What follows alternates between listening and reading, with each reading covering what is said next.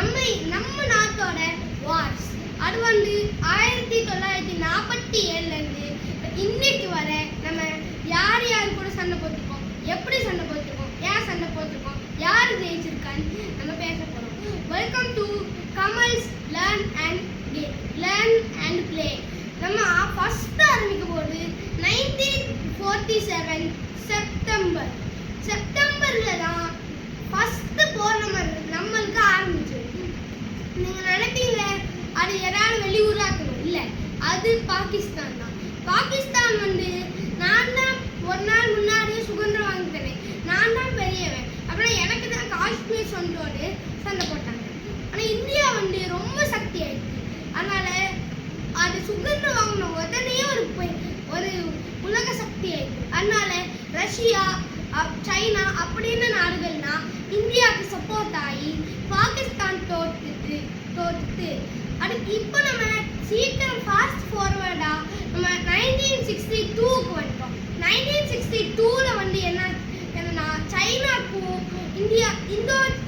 Cyano Indian போர்னு ஆரம்பிச்சு. Cyano Indian போர்னு எப்படி ஆரம்பிச்சுன்னா பாகிஸ்தான் தான் இதுக்கும் காரணம். பாகிஸ்தான் வந்து சைனாக்கு வந்து பொய்க்காரனோட இந்தியாவுக்கு சொல்லிட்டு அப்போ வந்து சைனா வந்து இந்தியாவுக்கு நம்ம இருந்த சைனா நம்மளோட எதிரியா மாட்டிட்டாங்க பாகிஸ்தான் அப்படி செஞ்சனால நமக்கு போர் பண்ணி நம்மளுக்கு அருணாச்சல் பிரதேஷ், காஷ்மீரோட பாடி நம்ம நாடை விட்டு போயிடுச்சு. அதுக்கப்புறம் நம்ம ஒரு பெரிய போர் பண்ணி 1965ல இந்தியாவோட பகுதி போயிடுச்சு. பாகிஸ்தான் வந்து கர்நாடகா சும்மா சொன்னேன், நான் குஜராத் வரை நம்மளை இன்வைட் பண்ணிட்டு பங்களாதேஷ், அதாவது பாகிஸ்தான் ரொம்ப பெருசாயிட்டு. நான் எப்படி சொல்ல வரேன்னா அருணாச்சல் பிரதேஷ்ல இருந்து கராச்சி வரை போயிட்டு. அதனால நம்மளுக்கு ரொம்ப கோவம் வந்து அமெரிக்கா சோவியத் யூனியன் அப்படின்னு பல நாடுகள்லாம் இந்தியா கூட சேர்ந்து அப்படியே பெருசாயிட்டு இன்வைட் பண்ணிட்டு பாகிஸ்தான் வந்து மறுபடியும் அட்டாக் பண்ண மாட்டேன்னு நினைச்சிருந்தாங்க. அப்போ இந்தியாவோட நம்ம ஊரை வந்து ஆட்டுட்டாங்க.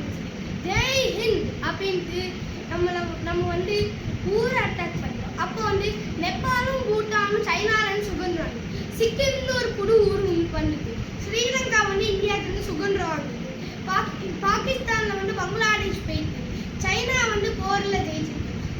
சைனா வந்து கொஞ்சம் பாவம். அப்போதான் தவக்குன்னு நம்மளுக்கு 1980s வந்துச்சு. 1980sல சோவியத் யூனியன் பிரிஞ்சிருக்கும் போது இந்தியா பாகிஸ்தான் வந்து இதான் ஒரு நல்ல காரியம் வந்து இந்தியாவை இன்வைட் பண்ண ஆரம்பிச்சது.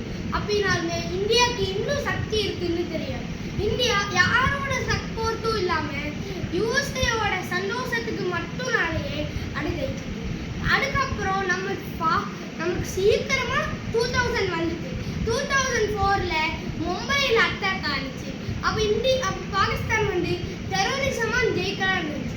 ஆனால் ஆன்டி டெரரிசம் ஸ்குவாட் வந்து உருவாக்குனுச்சு பாகிஸ்தான்.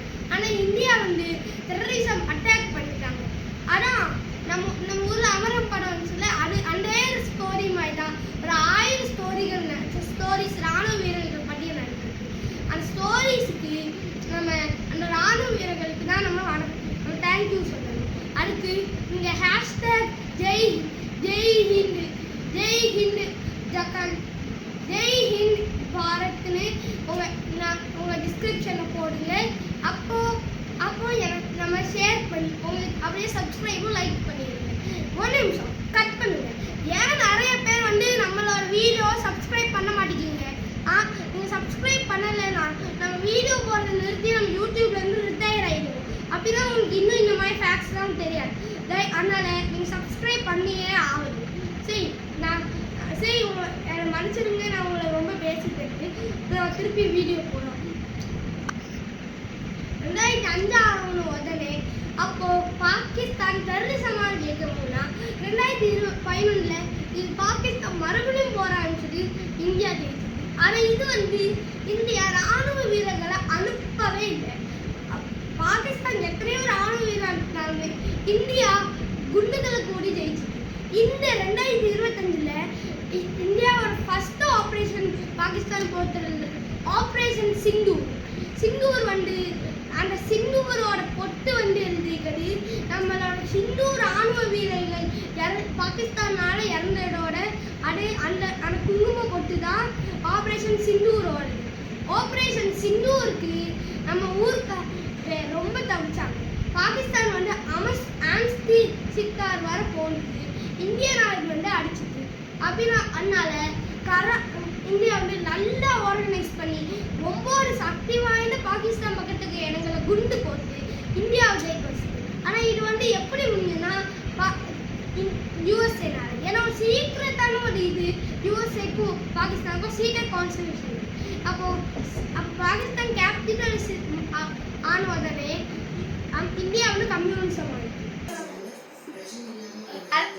அதுக்கப்புறம் இந்தியா ஜெயிச்சு பாகிஸ்தான் பீஸ் ட்ரீட்டி பண்ணிட்டு நம்ம இன்டர்வியூ பத்தி தான் பேசிட்டு இருந்தோம். அப்போ நம்ம ஊர் வந்து கம்யூனிஸ்ட் ஆயிட்டு. அப்போ நம்ம ஊர் வந்து கம்யூனிஸ்ட் சோசியல் ரிப்பப்ளிக் ஆஃப் இந்தியான்னு பேர் மாட்டிக்கிட்டு. அப்போ நான் இதான் நம்மளோட இந்த வருஷம் வர நடந்த இந்தோ பாக் வார். இன்னும் உங்களுக்கு வேணும்னா நான் அடுத்த வருஷம் நவம்பர்ல அடுத்த வருஷம் இதே நாள்ல நான் இந்த வருஷம் என்னெல்லாம் நடந்துச்சுன்னு சொல்றேன். Okay guys, thank you, welcome guys, thank you, welcome, see you and Merry Christmas and Happy New Year.